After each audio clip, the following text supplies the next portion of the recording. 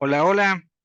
Welcome to English Access. Today, I'm going to show you how to use the Track CC app in order to record your monthly planner, your gradings, and to keep track of the attendance and behavior of your students. As English Access teachers, it's important that we try to have a good communication with the students and the parents, so at the end they can be aware of how their progress is during the course, and also they can be aware of what they are missing in order to improve. So let's go directly to our cell phone. The first thing that you have to do is to install this app in your cell phone. Whether you have or an Android or an iPhone, you need to go to Play Store or App Store. You go here to Play Store. In this case, I have an Android, and you're going to look for the app. The app is Track CC. Just spell it like TRACK space CC. As you can see, this is the fourth option. It says Track CC Class Management. It is a blue icon with two blue C's. You're going to click on that icon. You're going to install the app, and it doesn't take that long to install it. Once the app is installed, well, you will be able to open it. In this case, my cell phone has to scan the app in order to detect any virus or any dangerous material, but as you can see, it doesn't have anything. So now we can open the app. We go directly to the apps on our cell phone. We look for the icon, Track CC, the blue icon with two letter C's. We click on it and we open it. Well, we're going to go directly to the one that says use app as teacher. That's the one that you need to choose, teacher. So we go there to teacher and we go to create account. Here you're going to write your information, your name, your last name, and be sure to use the email you have provided the school. Sometimes we have two, three different emails, but be sure to use the email that you provided to school when you started working with us. If you don't remember the email you gave us, well, you can always contact us back and ask for it. Then you need to create a password. The password needs to be minimum 6 characters, but well, whatever password you decide, this is personal. You don't need to share it with anybody. Then, well, I already have an account, so I'm not going to create a new one. In case this is the first time using it, you have to create the account. Then you click on create the account, and the app immediately will open your account after you click on create account. In my case, I'm gonna go to sign in as teacher because I already have an account. In this case, when you click on sign in as teacher, well, you just need to write your email and then your password. Very good. Be careful with the spelling. And then you click on sign in as teacher. You give it a minute in order for you to synchronize the information, and you will be able to find over there all the information from all your students and also your groups. Well, here I have two different groups. In order to start working, well, first of all, we're going to work on the monthly planner. The monthly planner is the calendar of topics that you're going to see in your groups in every single class. In order to upload the monthly planner, you need to click on the group you want to start working with. So for example, let's say that I want to do the monthly planner for this group, for the Ceneval 2023-04-02 SAT 1620. Well, by the way, this name right here, the name of the group corresponds to the level and the date the group started. For example, in this case, Ceneval, this is the name of the course. It's a preparation course for Ceneval. 2023-04-02 is the date when it started. It started on February the 2nd, February the 4th, 2023, and it is a group on Saturdays from 4 to 8. Well, now I'm going to open the group and I'm going to go directly to calendar. Here on calendar is where I'm going to be uploading all the topics that we are going to cover in every single class, the lesson, the pages of every topic.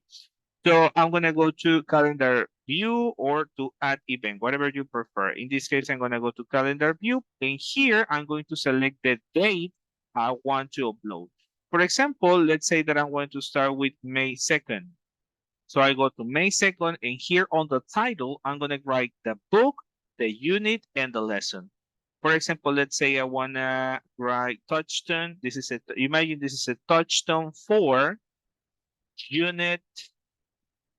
In this case, it would be unit 5, lesson D. Lesson D. Very good. Then I'm gonna choose the schedule for the group. In this case, the schedule is from 4:30, let's say, p.m. to 6 p.m., let's say. And if necessary, if you want, you can tap here the location in case you want to write the name of the room that you're going to be using, the URL in case you want to add the Zoom link in case this is an online class. Or here where it says tap to add notes, you can probably add any important notes for the students, such as homework or specific information you want them to check. So that's it. You click on add, and then you continue. You go for the following day, and you continue with the monthly planner. Is the previous day was touchstone 4, unit 5, lesson D. This one has to be touchstone 4, unit 6, lesson A.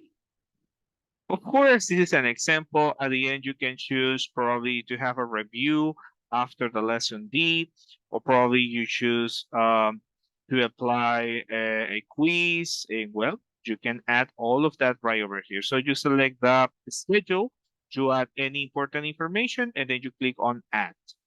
This way, the administrators and also the students will be able to see the outline, will be able to see every single topic that you're going to be covering in every single class. For example, if a student misses a class, well, the student can go to the calendar and check what topics you cover on that class. For example, you fall behind in some of your classes, well, you can always go back and edit the information. So you can go back, click on edit, and make any necessary changes that you consider. Very good. Now let's go to the attendance. How do we record the attendance? In order to record the attendance, we go to attendance. And then, well, for example, today is Friday, the 20th of April. So in this case, what I have to do is just to select the student I want to check. In this case, let's say that Anna was present. So I click on Anna. If I click once, then it says present. You see? Present. What about if Anna was not present? What if she was absent, but she told me she was going to be absent? Well, I can click on absent and excused. What if she was absent, but she didn't let me know anything? Absent, unexcused. What if she was late? Tardy. What if she left early? Left early. Well, and I can choose anything that I prefer. I can move to the following student just by moving around on the top of the screen. And I can record all the information. I can always click on the date in order to choose any other date that I want to record on the attendance. The attendance will be marked, and that way the students will be able to check their attendance. At the end, students are able to keep track of their attendance. Whenever you upload the attendance, the students go to their own app and they go to a student's report, and over there in the student's report, they view the statics and they can see how many times they have been present or also how many absences they have, whether they are excused or unexcused. You can even change these for percentages, and the students are able to see whether their percentage of attendance is high, or probably it's low.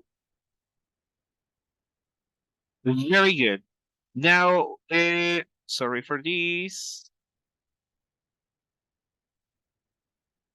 I'm really sorry for this of the WhatsApp that is right here.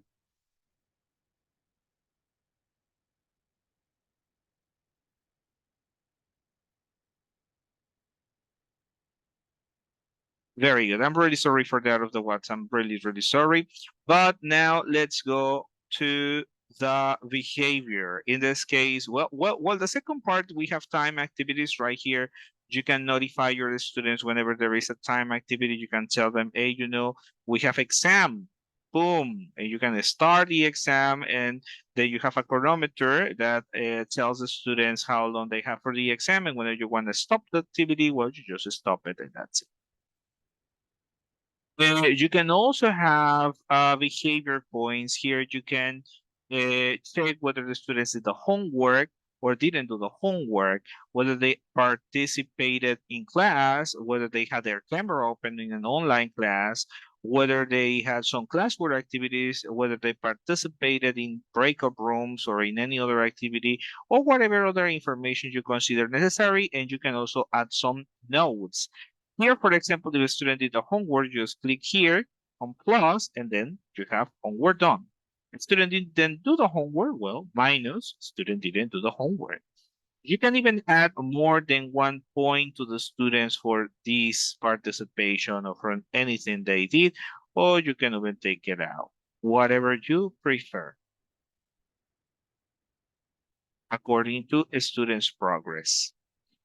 We also have right here the grading. The grading, you can customize it. In order to grade your students, well, first of all, you need to add the points. For example, here on the left, you add the maximum points of every single grading criteria. You can customize this. You can click on customize at the end, and you can select the things that you're going to be evaluating on your students. You can add more things or you can delete them.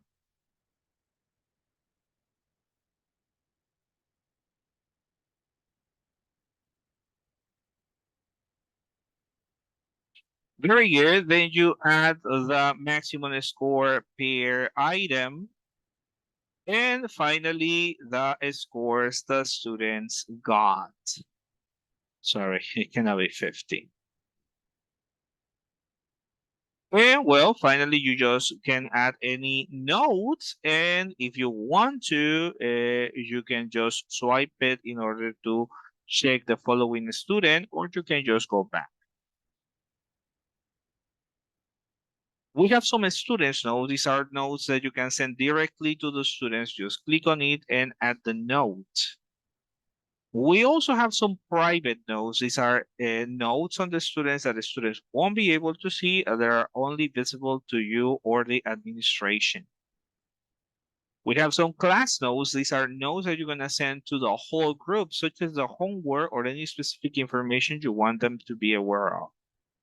And finally, the students report here. Well, you will be able to see the report, the development, the progress of every single student. Basically, that's the whole information you're going to find in the app. I invite you to use the app and to take advantage of it and to have a wonderful everyday communication with your students and with the parents and also with the administration. Communication is the key so students can have that sense of progress, and that way they can also see what they need to improve in order to learn English. Continue doing your best and remember that we all make English Access a wonderful company and a great school. Thank you very much. See you next time.